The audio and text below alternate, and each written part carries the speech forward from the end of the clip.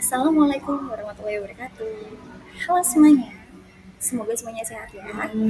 Baiklah, hari ini saya akan membahas mengenai cara mengendalikan emosi. Perkenalkan terlebih dahulu, nama saya adalah Nyai Horinisa. Saya adalah guru fisika di SMA Olahraga Negeri Sriwijaya Palembang. Nah, bagaimana mental health dan bagaimana depresi serta kecemasan itu bisa mengganggu aktivitas bahkan kehidupan kita sehari-hari? Yuk, mari kita simak lebih dalam. Semakin lama, maka semakin banyak sekali orang yang mengalami gangguan mental atau disebut dengan yang namanya depresi atau kecemasan. Masalah cemas ini terjadi setiap tahun itu akan semakin meningkat banyaknya, dan bahkan bukan hanya orang dewasa saja, anak-anak bahkan remaja itu banyak sekali yang mengalami masalah depresi dan masalah kecemasan. Bahkan seharusnya pada usia mereka itu mereka dapat mendapatkan hak anak yang baik sehingga tidak akan ada masalah depresi atau kecemasan yang terjadi pada hidup mereka. Lalu apa itu sebenarnya emosi? Emosi adalah hasil reaksi tubuh dalam menghadapi reaksi tertentu.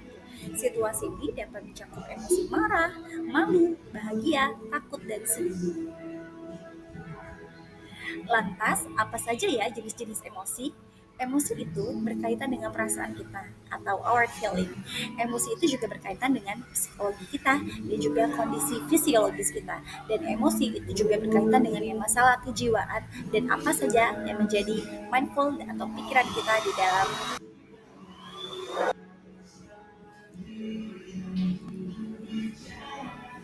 Lalu, apa saja ya macam-macam emosi itu? Emosi itu ada beberapa macam. Yang pertama, itu disebut sebagai emosi marah.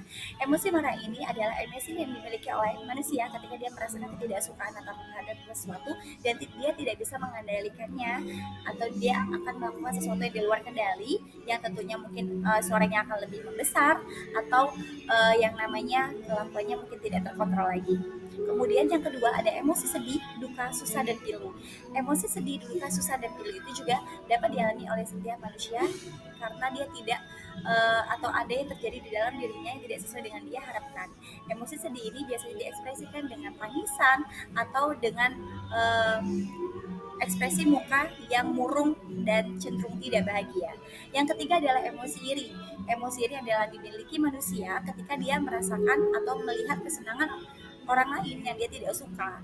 Emosi iri ini tentu akan mengganggu yang namanya kesehatan mental kita, karena apabila kita mempunyai emosi iri, maka itu akan membuat yang namanya hubungan kita antara manusia dengan manusia itu akan menjadi tidak baik.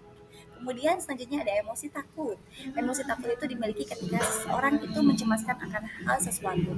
Emosi takut ini ditandai dengan ekspresi yang takut dan dia tidak berani untuk melakukan suatu hal dengan lebih jauh lagi. Kemudian terakhir adalah emosi cinta. Itu adalah ekspresi yang dimiliki orang karena rasa sayang dan mungkin ada rasa sesuatu ingin memiliki. Emosi cinta ini biasa dimiliki oleh pasangan, anak, dan juga bahkan guru terhadap murid-muridnya. Lalu apa ya pentingnya pengendalian emosi? Emosi ini sangat penting untuk kita bisa mengendalikan yang namanya kecemasan atau depresi kita sehingga tidak terjadi seperti itu. Yang pertama yaitu menghindari berbagai penyakit. Yang kedua kita dapat meningkatkan kesadaran emosional, kemudian dapat menjauhkan hal yang buruk, lalu pikiran dan hati kita lebih tenang. Selanjutnya bisa menghindari pertikaian dan juga mencegah menyakiti perasaan orang lain. Lalu, apa ya manfaat mengendalikan emosi? Emosi itu memiliki banyak sekali manfaat. Salah satunya adalah yang pertama, emosi itu dapat memutuskan bagaimana reaksi terhadap suatu keadaan, kemudian tidak menyalahkan orang lain atas hari buruk atau mood yang tidak stabil. Kemudian itu juga dapat membuang emosi negatif yang kita rasakan. Kemudian kita bisa menyadari betul bahwa kendali emosi itu ada di tangan sendiri, semua akan berjalan dengan lancar, dan bahkan pada saat-saat terburuk kita bisa melangkah menuju kesuksesan. Nah, berikut ya cara mengendalikan emosi. Yang pertama yaitu berpikir dan bersikap positif. Yang kedua, kita dapat menghindari situasi yang bisa memunculkan emosi negatif. Yang ketiga, dapat melakukan aktivitas yang menyenangkan. Yang keempat, belajar mengungkapkan perasaan. Dan yang kelima, jangan takut untuk meminta bantuan. Contohnya nih, yang pertama, ada teman yang mengejek. Jangan langsung marah, kita coba bicarakan baik-baik dan kita bisa laporkan pada guru kita. Yang kedua, jika kita memiliki nilai ujian yang kurang bagus, jangan pernah berkecil hati. Kita harus coba cari tahu penyebabnya dan kita harus buat rencana belajar yang lebih baik agar tidak terjadi lagi.